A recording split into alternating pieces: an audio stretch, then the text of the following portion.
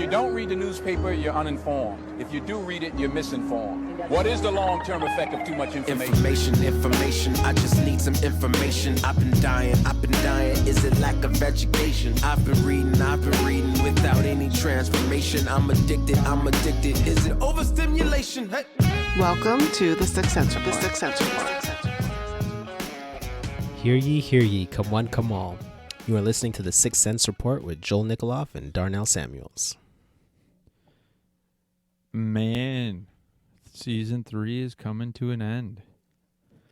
I can't believe this is 76 episodes. Yeah. And it's funny, I don't know if the audience realizes this, but usually for the last 2 episodes, we've been taking breaks in November. But we decided to push it to February. So that our layoff isn't that long. Yeah. Usually, well, I mean, season 1 is kind of interesting. 15 episodes. I think we might have even we didn't start releasing them till December of 2017, if I remember correctly. But we almost stopped recording.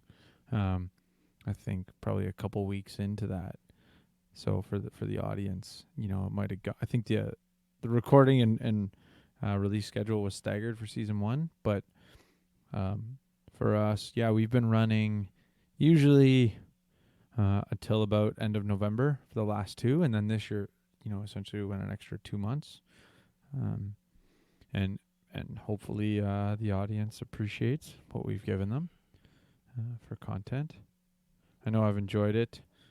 Definitely looking for. Well, I say I'm looking forward to the break, but part of the reason why we have a break is because I have other work. I have becoming responsibilities in the next 2 months with the good old tax season upon us. Mm-hmm. And I have way too many family and friends in need of an accountant. Mm-hmm. So we'll be back in May. Yeah, we'll be coming back for season 4. Which, I mean, numerically doesn't even, don't try to figure it out. You can probably just figure out where the gaps are in our release dates. Mm-hmm. If you're trying to recalculate our seasons. But all that to say, I think we got close to 40 episodes this season. I didn't double check the exact number, but it's been fun, man. A lot of content, and you've been doing double duty on the side as we're about to get into. So this episode kind of ties in well to content you'll have coming out. I don't even know, but I guess for you is or for the listener, will the podcast episode 0 be live by the time this airs? So episode 0, 1, and 2 will be available the following week, which is March 5th, which is a Thursday. Thanks, Coach Thursday.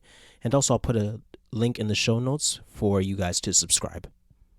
Yeah, so we'll for the listener, what you're looking for or what we're talking about, the title of this episode, Thanks Coach, is Darnell's new series. What are you going to call it? What do you call it? Mini-series? I call it a docu-series. Oh, docu-series. Yeah, I'm going to call it a docu-series. This is a passion project, a labor of love, just something that I had to get off my chest. And so basically it's a podcast about my journey from boy to man and through the many coaches that have had influence on my life. So I basically sit down and do interviews with coaches who I used to play for and who are like fathers to me. And then there are guys who I used to play with who are coaching, who are like brothers to me. And then there are interviews with guys who I used to coach as little kids, and now they're grown men coaching, and they're like sons to me. So it has a really familial aspect to this conversation in the context of Canadian hoops. And through the eyes of your personal relationships. Oh yeah. So it isn't so much about how the Raptors are doing or my picks for March Madness, but it's more so about our relationship back then elite level basketball, the relationship between a coach, the tug of war between a coach and his player, and the after effect. So what you're listening to is the results of going through the fire together as men, and now we are on the other side, and we're reflecting and seeing the benefits that tough love had on us, and basically saying thanks, coach. Okay, so for the listener who's let's say not athletically inclined or not a basketball player and maybe in my category of a hockey player, one, what do you mean by through the fire, and two, why would they be interested in the content that you've produced? Yeah, so as far as like through the fire, so I played elite level basketball, and it's more so like elite level sports and the rigor that goes into playing at an elite level, which is controversial and sometimes politically incorrect in the way how we do business. So that always makes for interesting listening. And then for those people who aren't hoopers, as we say, it's okay, because it's all about story. And stories is what unites us. Stories of failure, stories of triumph, stories of love, stories of hard lessons. And I think that was what resonates with everybody. Where you don't have to be a basketball guy, but you can definitely take a look into a culture and learn about a culture. Just like there's a soccer culture, there's a hockey culture. There's just a way we go about, the way we talk, and the way we approach the game, which can help you in your everyday life and help you in raising your kids and mentoring those people below you. Okay, so I've had sneak peek access to episode 0, as you're calling it. For the audience, you had your wife on the show. Mm-hmm. On the episode. What can they expect from episode 0? And especially, because I know, how is that different than the rest of the series, and why did you feel the need to bring your wife on, and what was the purpose of episode 0? Yeah, so episode 0 is just who I am. So you get a better understanding of who I am as a coach. And so that's why I brought Tyra on, because she knows me better than anybody, and she knows me as a coach, not just in the basketball sense, but as her husband. So you definitely hear us talk about our relationship and how I act as a coach towards her and coach her through some aspects in her life. Yeah, and on that note, I think there's a good time to, there's a couple points or a couple aspects of that episode that I really appreciated, and one of them being, that dynamic between you and Tyra as you tell the story about going to gym together and you kind of being her, let's call it, athletic trainer, and Mm-hmm. and just as a married couple, how you navigate some of that multi-layered relationship. Yeah. Because you've got this coaching relationship that you take, if you take your intensity of normal coaching and apply that to personal training, I can presume that there's going to be a time where Tyra might not like you as the personal trainer. Yeah. Because you're getting them to do things that you don't like, that you don't want to do. Yeah, well, it's so funny. Leading up to that, a lot of our married friends were talking about that. We recorded it, but a lot of our married friends were talking about it, more so the husband saying, like, I want to go to the gym with my wife, but it always ends up in a fight. And so Tyra and I kind of walk through what that looks like, doing it as a husband and wife, and also just really understanding the male approach to the gym versus a female approach to the gym. So Yeah, cool. I thought that was good, and just navigating that, and both of you kind of comprehending that it's differences that are playing a role here. So what I was trying to get at before we sidebar, I appreciated that. I appreciated your good old Tupac reference, and I think the audience will like that too. Oh, I hope so. I hope so. We had to take some of the swearing out. Yeah, you did. It sounded like you did a due diligence on. There's a lot of swearing. There's a lot of swearing, man. that you had to pull out, right? To keep it family friendly. But I had to do it. Not just take out the swearing, but I had to use the Tupac audio to help sell the point. And I thought that it was good. It was a good reference that you make. So the other thing I wanted to pull out or reference and then kind of go a little bit deeper. You had an audio clip by Dr. Warren Farrell, who's the author of The Boy Crisis. Mm-hmm.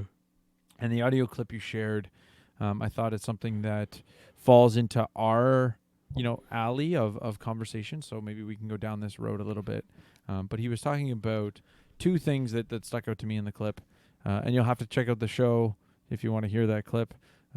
And in case we haven't said it, we'll probably say it again. The show is going to be called Thanks Coach. And so you'll be able to find it on all your podcast purveyors. So yeah. Anyways, the episode clip was, or that audio clip in the episode was about, physical activity within a school context, providing an improved learning environment and an improved kind of atmosphere for both learning, but also just a team, like a classroom culture. And so I thought we could get into that a bit as well. He talked about, the necessity or the role of male mentorship and to some extent the lack of it in society. I don't think he mentioned it in the clip, but I think what he's referencing is, single motherness or a lack of fatherhood, father figures, even when you've got a breakdown of a marriage, is there or even, let's say a death, there's a lack of male figures pouring in to young boys. And so those two things I thought we could hash out a little bit just as to make this not just about your show, but also, do what we do. Mm-hmm. So part of the context with the whole coaching and the importance of coaching is that a lot of times the fathers aren't home. So then the coaches try to pick up and fill that void. But yeah, back to one of your points that you pointed out about the importance of physical activity. There's a quote from the book, and he says, "Perhaps the most likely to succeed single vehicle for leading your son toward internal security is sports. The Centers for Disease and Control Prevention find that exercise helps build the muscle of a child's brain even more effectively than studying." And so I found that fascinating in him tying in physical activity with the kids' understanding or children's development intellectually and emotionally. And part of that is like the physical rigor and developing perseverance within the kid, which is sometimes, it takes, pushing the kid to their limit to get them to persevere, which is somewhat controversial, but it's something that has to be done for human development or for young people to develop. I think you're right, but I think there's multiple layers to this, right? So one of them being, I know from, these are, I'll use two anecdotal experiences myself, maybe even three, depending on how you break out what I say, that apply to me. One of them being, I remember during university, I started playing shinny Friday mornings with my dad. He had played with a bunch of real estate agents. And after that workout and then going to school, I was like, I'm the most productive today. It was like, that physical exertion in the morning, almost, thinking of it as like my body as like a car. It warmed me up, prepared me to, that mental strenuousness of learning and school that I was now almost physically more prepared for. So I'm saying that more anecdotally, that just, hey, physical activity seemed to help me be more aware and prepared for the day. And the other being I remember going on a missions trip to Cuba, and I was part of a work team. So for the most part, I was, working 9 to 5 kind of thing, digging dirt or moving dirt and digging ditches and, essentially hard labor, on this trip. And the bonds that I had with the guys that I went with, were almost unexplainable when you contrast, hey, I might have spent how many hours with them at church regularly, but I didn't have this kind of relationship with them until I had gone through the fire, or in essence, something simple, or a simpler way of putting it, until I've gone through that strenuous experience. Now, it was just physically strenuous, and a bond gets generated out of it. And so I guess the third example that I kind of want to touch on too is, thinking through whether it be family or a work environment, but thinking through the scenarios where you've gone through mentally stressful things or experiences or times with family members or work teams or whatever whatever that core group is that you went through it with, and that stressful and experience, creating bonds where almost like the relationship you have with the people now has been turned up a notch that is almost unexplainable. Mm-hmm. And so the point I'm trying to bring that back to all of this is to say, whether it's in the school environment or in the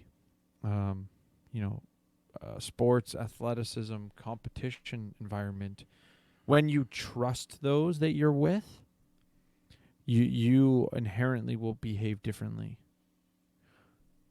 And I think the amount of stress in high level sports as opposed to the recreational league where only the coach only controls the last 5 minutes of the game, as opposed with regards to equal ice time the rest of the time, or the equal playing time, as opposed to the competitive where the ice time is divvied up based on necessity from period 1 or shift 1 or the tip off. You know what I mean? Mm-hmm. Mm-hmm.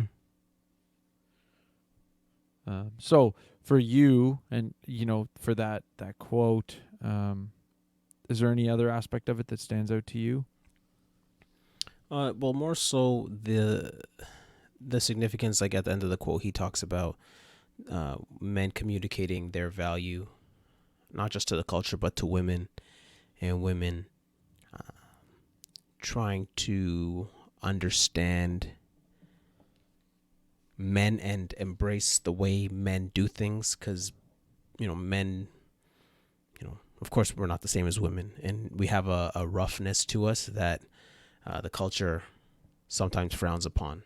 So I thought that stood out, and that was one of the things I wanted to, that kind of inspired me to do this podcast, so that people would hear the relationship between men and the tough love that goes on between a player and his coach after the fact. So we always, think about it in the present context, but we never think about, okay, so whatever happened to that relationship between that coach who, yelled a lot and threw stuff in the change room, and now what's that relationship like 20 years later between the player and the coach, and what kind of person has that player developed into? And that's what I wanted to bring the audience into. Yeah, and I think the audience will really start to gain some insights, especially for the audience member who's not athletically inclined or been on a really competitive team. I think this docu-series will provide insight into the learning and the growth that bore fruit maybe decades later for some of the players. Yeah, and part of it too is also, I want the audience to see that the love has been reciprocated, and that it has been paid forward. So these aren't just players who are coached and then they moved on to do other things. But no, these are coaches who have coached coaches who are now coaching future coaches and showing that love to another generation. So you're seeing guys who taught me when I was a kid. Now I'm teaching guys when they were kids, and now they're teaching other kids who will lead other kids. So there's something that bonds coaches together. So there's coaches from all levels. I interview guys who are personal trainers in the basketball context, guys who coach at the grassroots level, at the prep school level, the high school level, the college level. Don't got any NBA guys yet, but but but totally, and it's really cool to talk about player development and managing personalities, and those are like true life skills that you need, not just in sport, but outside of sport. And that's why, again, like I had my wife on the show, because now I have a wife, and yes, we're equal, but there's points where I got to step in to coach her through difficult things. Or at church, I'm discipling kids in my Sunday school class. Like the coaching thing, I just couldn't, I can't turn it off. That's just who I am and who these guys are. Right. And it's funny because, and Joel, you're a coach too. Right. And you coach kids, and you also coach men, so. Yeah. I mean, I think coaching is something that we undervalue. I know for me, there's reflecting back on being coached as a kid. For the most part, I didn't have good coaches. I had parents who sacrificed their time and maybe demonstrated servanthood and putting others above themselves with regards to their time. But I didn't have that kind of elite level, whether it be sport or even coaching, right? Where the consequences of making a mistake are immediately realized. Whether, if you've made a bad enough mistake, you're sitting on the bench for the rest of the game. Mm-hmm. Right? Those things didn't really exist for me.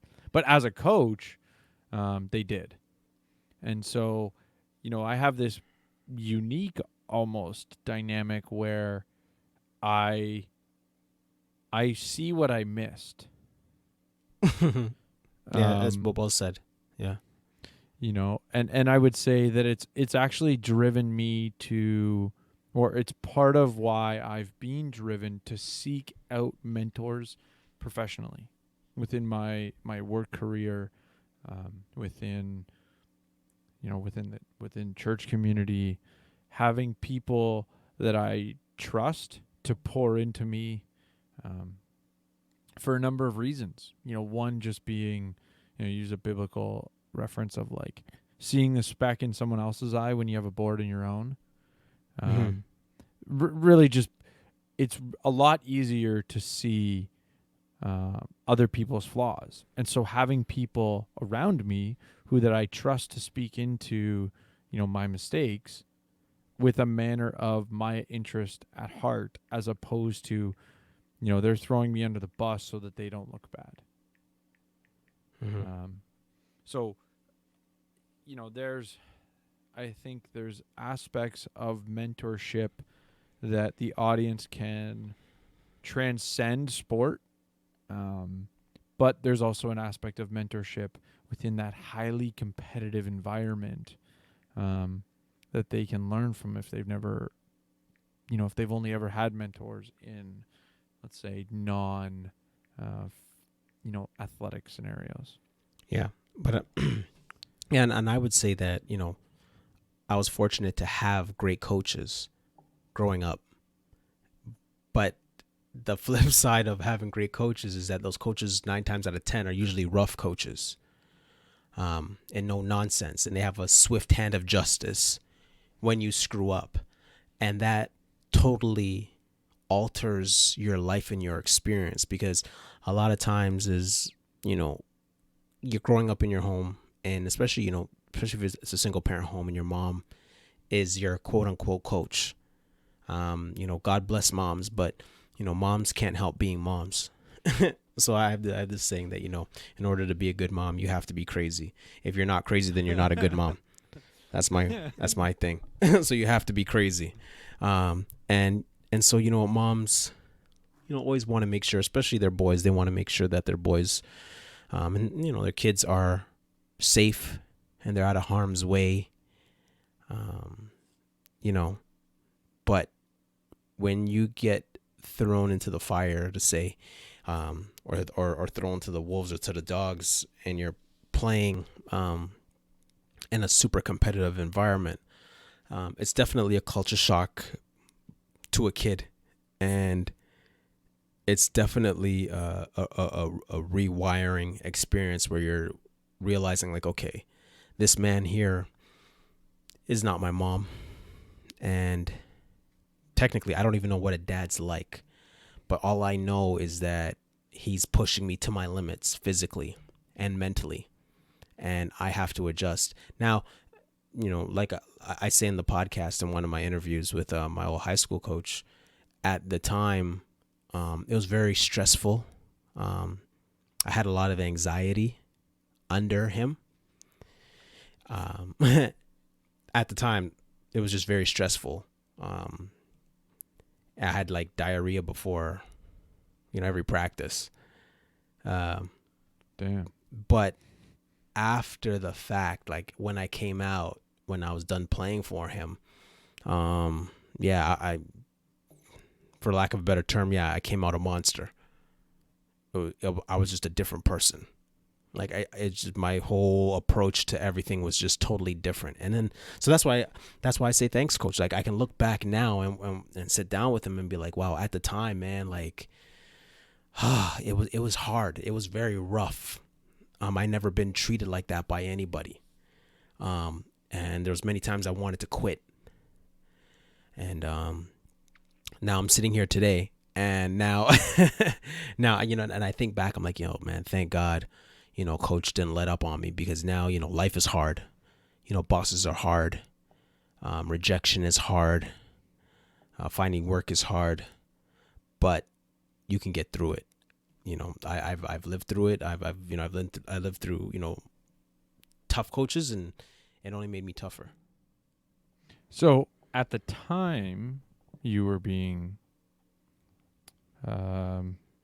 ridden or given the gears by your coach. Given the gears, is that what you guys call it? Giving them the gears. Okay. More actually, it's not so much by the coach. Usually, you're giving the gears to your teammate. Okay. You know, their stupidity, Mm-hmm. or you know, something that they did that deserves chirping. Mm-hmm. But anyways, you know, you're speaking of, you know, the coaching with high regard. Mm-hmm. But I'm wondering if you can speak to how you felt while the coaching was, you know, going on, if you want to call it that. Mm-hmm. No, totally. You know, it's just one of those things where you start to reevaluate. Do I even love basketball? Do I love hockey? Do I really like doing this? Because this is just too much. Because I don't want to deal with. Yo, man, it's just too much. And part of it, again, like, I guess I'm that stereotypical kid. Like most kids, my dad wasn't there, so I don't have a context for a male riding me all the time or calling me out. I don't have a context for that, or yelling at me. You know, my mom, you know, the only person I have a context for is my mom yelling at me. And you know when moms yell, you know, it's a mom yelling, so it's more like annoying versus a man yelling at you is terrifying. Yeah, I was gonna say fear. Yeah, it's fear. You know, you're not afraid of your mom. You're just annoyed by your mom. But you know, when you have a male yelling at you, it's rough. But also, I would also add, like, again, I interview guys who I played with, and the guys who I played with are cut from the same cloth. So a lot of times, you know, I'm playing with alpha males. A lot of my, you know, in that community, you know, you have a lot of guys who are alpha males. And for those of you guys who don't know, alpha males are basically males who are dominant. So every time they come into compete or into the room, they're always trying to be the dominant person to bring the other guys in submission to him, because not all men are alpha males, you know. But usually when you're playing elite sports, you get a lot of alpha males. And so when you have a lot of alpha males, and I'm not one, and I think that's helpful for the audience to understand. My context is that I'm not an alpha male. When I was a kid growing up, I wasn't one.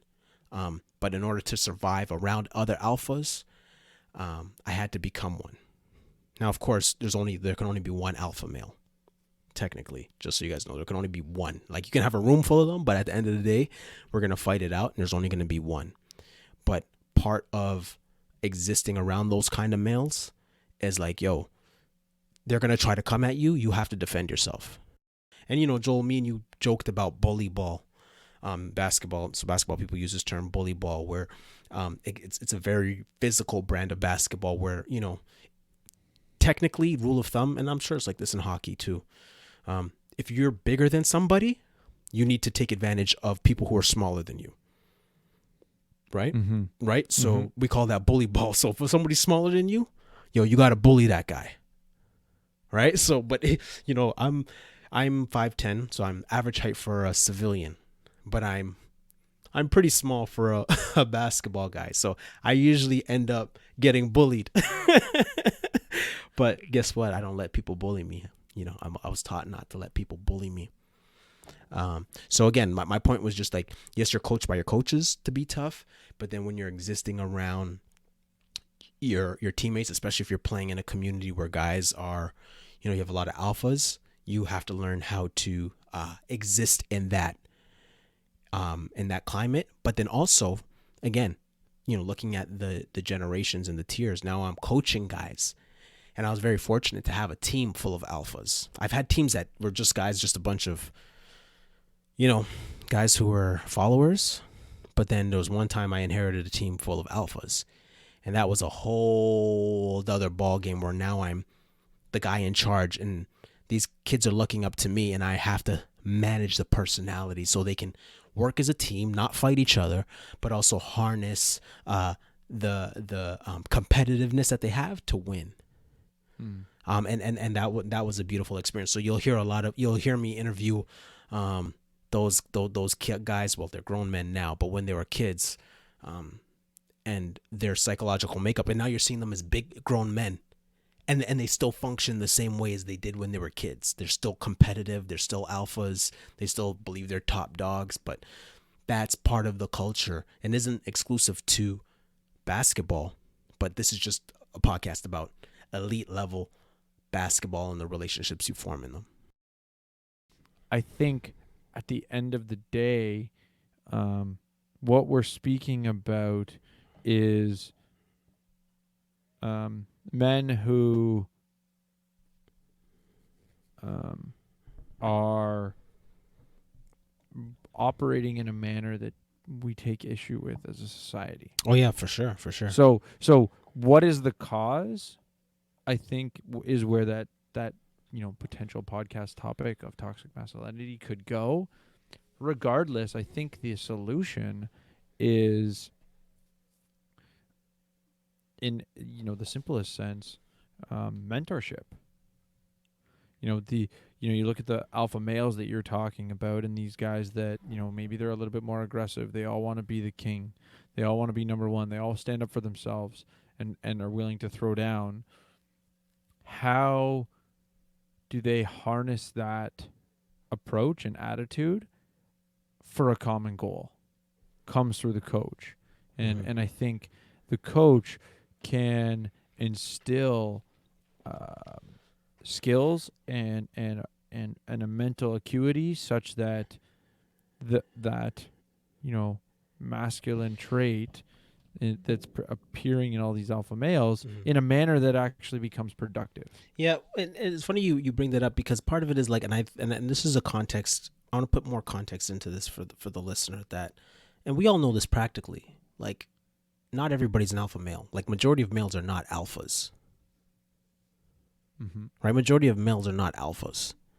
But in certain circles, there's usually there's a lot of for example, UFC, right? Or boxing. Like those kind of feels like it's so funny because when you look at boxers and they do those press conferences and these guys have the greatest confidence ever and they're fearless until one person's hands raised and one guy's knocked out and you're like, okay, yeah. Teddy Atlas calls the ring the truth chamber. He's like, 'cause there's a lot of places you can lie in life. He's like, Teddy Atlas there's a lot of places you can lie in life. You can lie anywhere. When you get in the ring, the truth chamber, you can't lie anymore. So if you're not that guy, then you're not that guy. But I say that to say, but I think one of the key words we want to talk about is balance. And there's definitely a fallout with toxic masculinity. I'll give or with alpha males. There's definitely a fallout with alpha males that falls into the category of toxic masculinity. But the book, The Boy Crisis, looks at that, but it also looks at the other far spectrum where you have men that are passive. And he talks about the purpose void, where the culture is saying, okay, well, in general, there is no purpose for men. Technically, the only purpose we have is for making Going money. to war. Yeah, well, not even, because guys aren't going to war anymore. That's not. Well, the draft is. But really he brings that up. anymore. But he brings that up in the past. There was no purpose void because we were raising our sons to go to war, right? That was just life. But now they don't have to go to war. And even now, when we were looked at as the primary breadwinner, now we're no longer needed as the primary breadwinner. And at some point, we were looked at to be fathers, and now we're at a point in the culture where we don't need fathers, quote unquote. We don't need fathers. You make a baby, and it's the girl's baby and the guy's maybe, and she has a right to abort. The guy has no say. So now you've developed, the culture has developed this purpose void, and now you have men walking around with no purpose, and it shows with men not marrying, men not having kids, men staying home, playing video games, not advancing in life, and it's prevalent throughout the culture, and so you see that. And so this is one of the things that he addresses within The Boy Crisis, is that women are doing way better than men. Intellectually, they're doing better. Career-wise, they're doing better, just across the board. And there's an underdevelopment of men, and that all starts when they're boys. This is why a thanks coach is important, because now, boys who are struggling grow up to be men who are struggling. And part of coaching boys, right, is developing them to become men. So for those mothers or fathers who live in my context in Canada, and you want your kids to get into hoops, and you really want them to get an experience, not just to play basketball, but to develop as people. You're definitely going to hear the heart of a lot of these coaches in our area, who aren't just developing great athletes, but also great people. And I think that is something that maybe outside of the purpose of what you were trying to do. I think as a parent or as somebody who's looking to engage in this, whether you want to be with a coach and be let's say an assistant coach, I think what your product or your docu-series is going to show is how, or not, how is not the right word. It's going to show the characteristics of somebody who's a good coach. Yes. And so if you want to work on a team with another guy or another, female, if that's the case, for coaching, you might go, okay, they're missing a bunch of characteristics. Do I really want to be on that team? Do I really want my kid to be on that team? Do I really want to, coach with this person? Yeah. So I think you're going to provide, good insight as to what good coaches, how they approach things. What are they? Yeah. How do they think? Yeah, good coaches, and also like these coaches were once players. So you're seeing both sides of it. Where yes, you're seeing me as a coach, but you're also hearing about my experience as a player. You're gonna hear about guys who I coach as kids, and they're gonna talk about their experience as a kid, but now they're gonna talk about their experience as a grown man coaching. And there's this concept called heroic intelligence that the Boy Crisis talks about. And the heroic intelligence is basically, that purpose. Now you have a purpose, and now being a hero, because that's what boys want to be, right? We play with GI Joes, we play with Transformers, we play with Thundercats. Well, I mean, my generation, we play with Thundercats. You play with Goku and whatever the case is. You play with these action figures. Well, why do we play with Ninja Turtles, Joel? Because they're heroes. What do we dress up on Halloween, right? We're Captain America, right? We're Iron Man, because boys love heroes and we want to be heroes.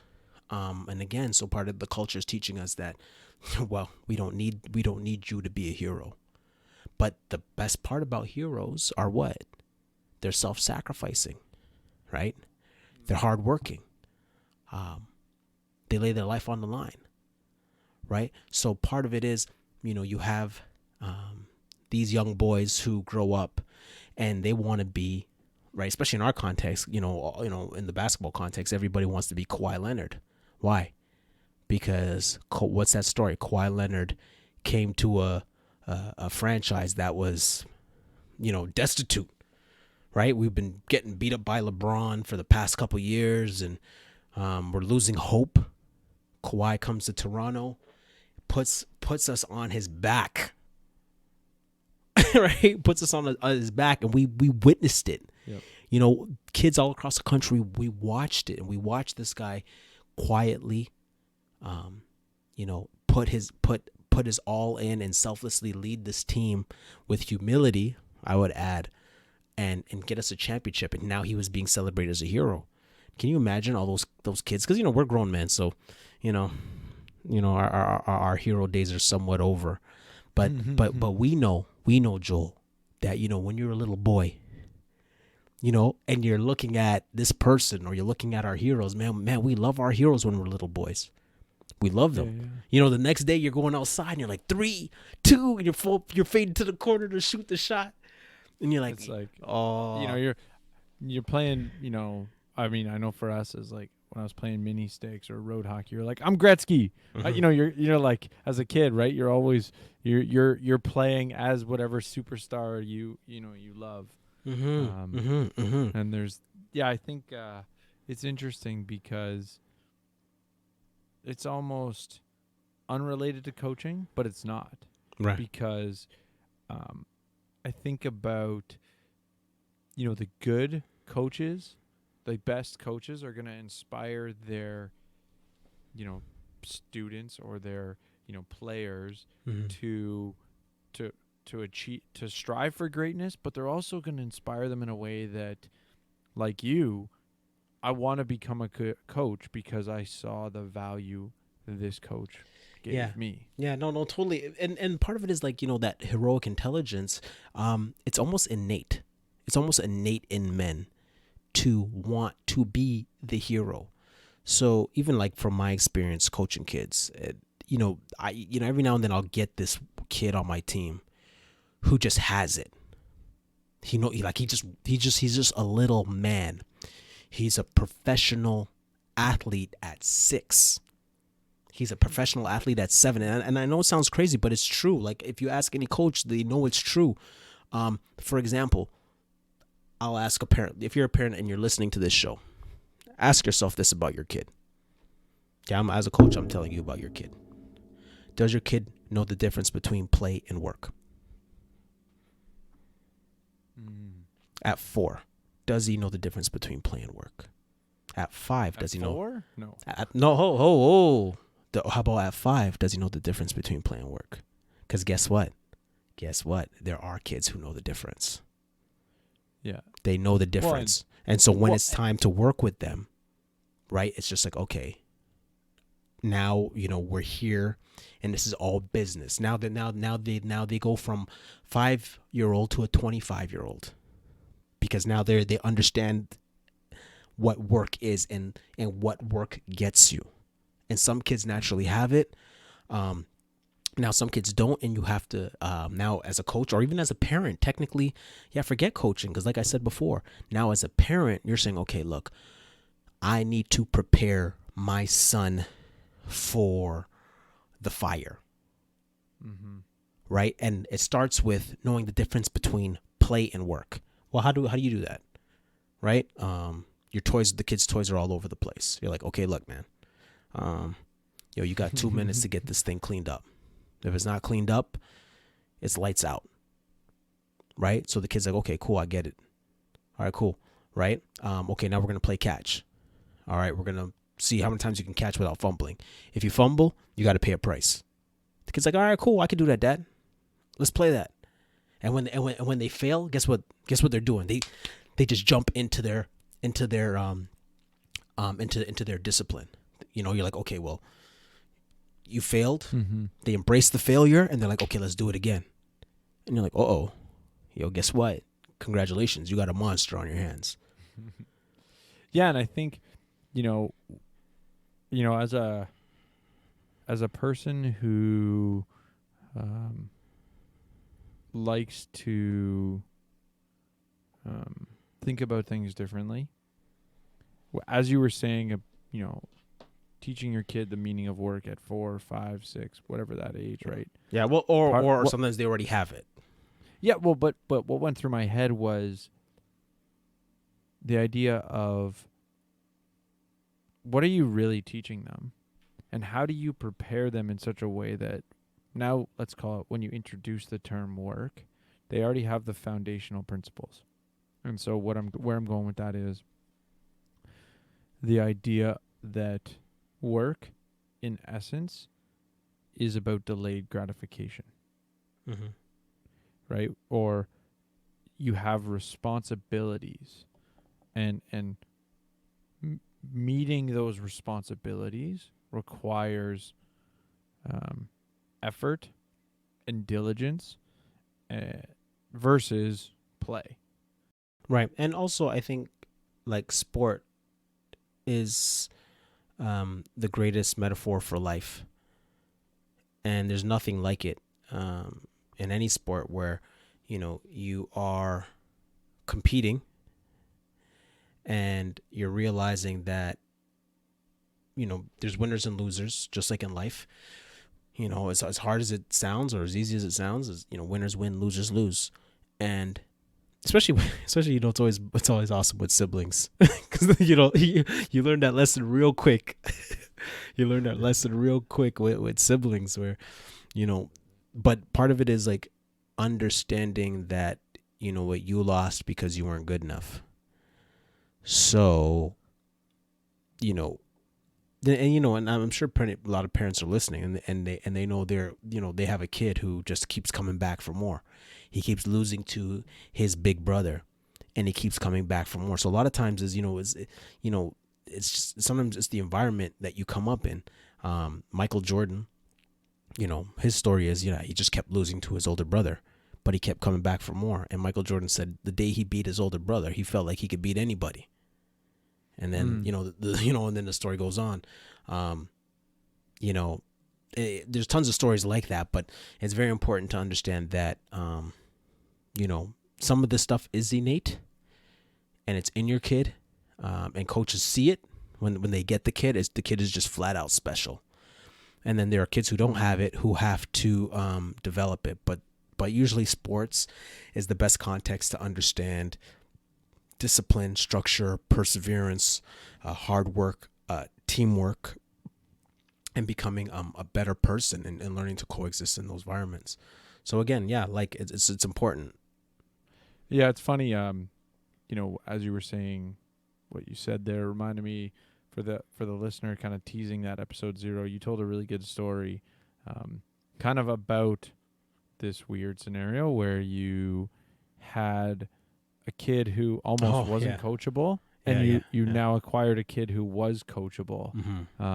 So I'll leave it at that. But the point being that, you know, every kid is a little bit different, and realizing, oh, okay, this kid, I can take him places because of their ability to listen and take in what I'm trying to do. You're right. And so that's where I think, you know, again, good coaches realize everybody is different. Everybody is coachable. You just have to figure out, how do I do it? Yeah. And, you know, how do I coach them in a way that they're going to receive and grow? And, you know, I would add that also, like, I want parents to listen to it and see not just good coaches or good players, but also good parenting.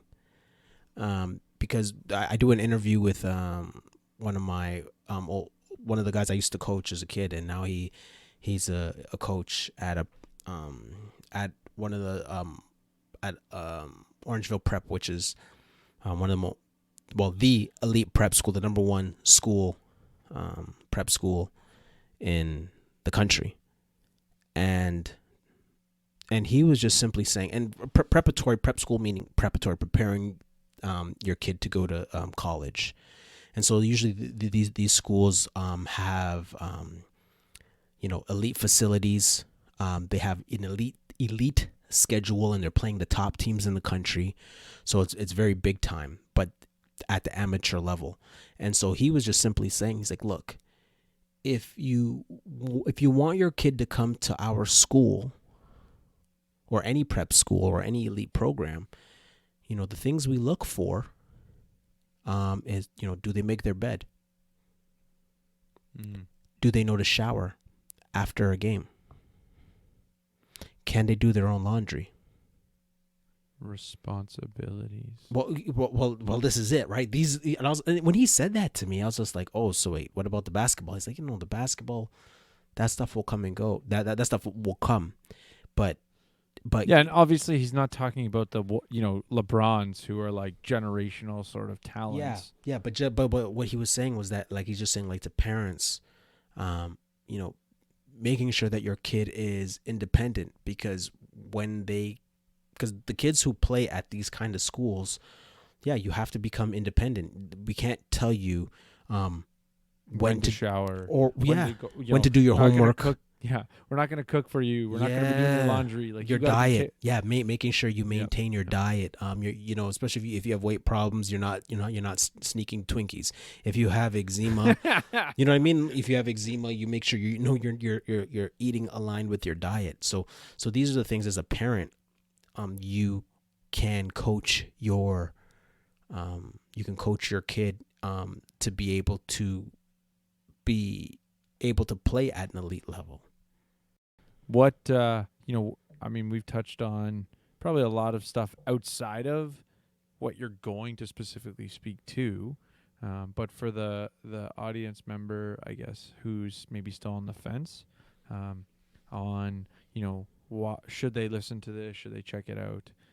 Why don't you wrap up with just kind of that last spiel of, you know, why this you know, docu-series is really for anybody. Right.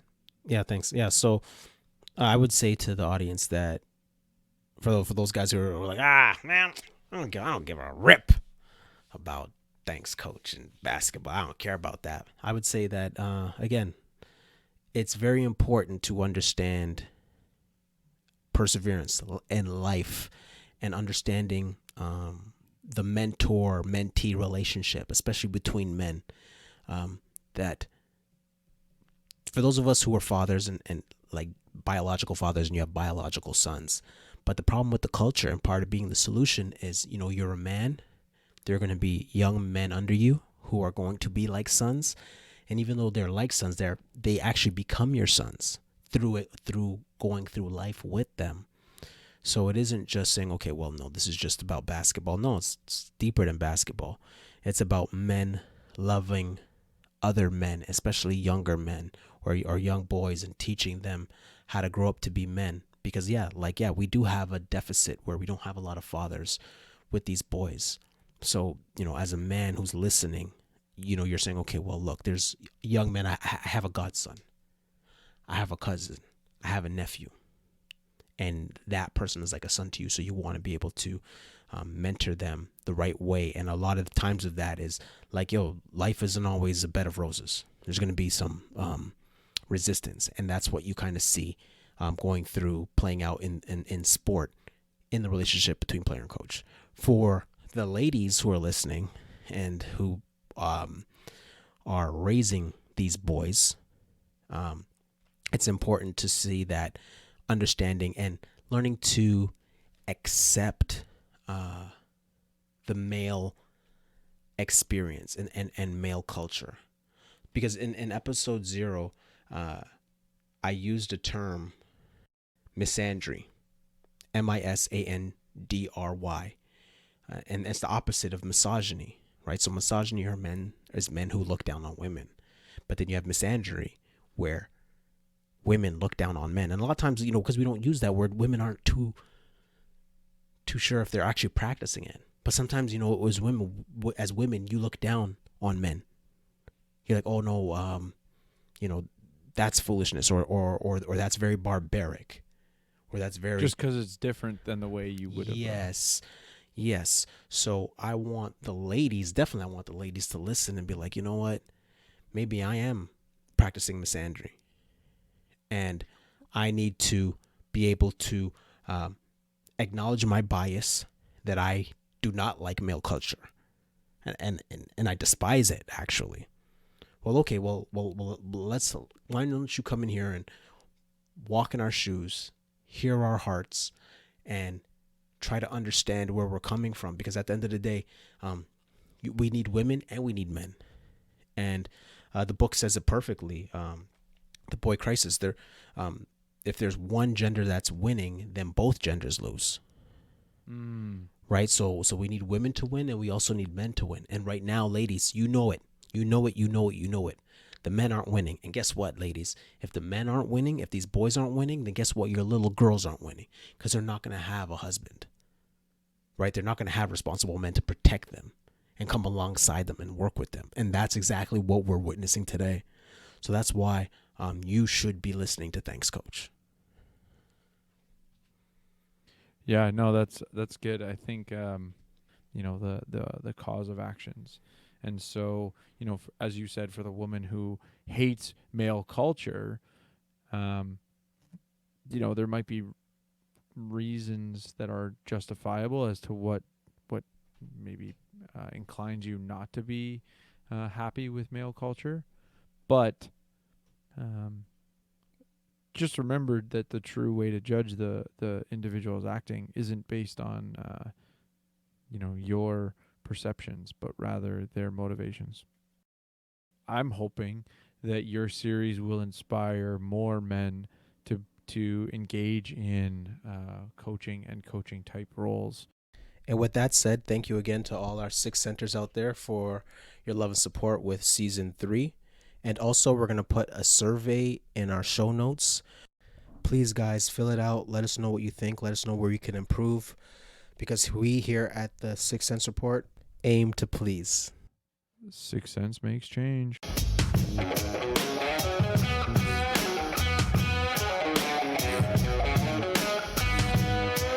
But you heard me? Does that make sense?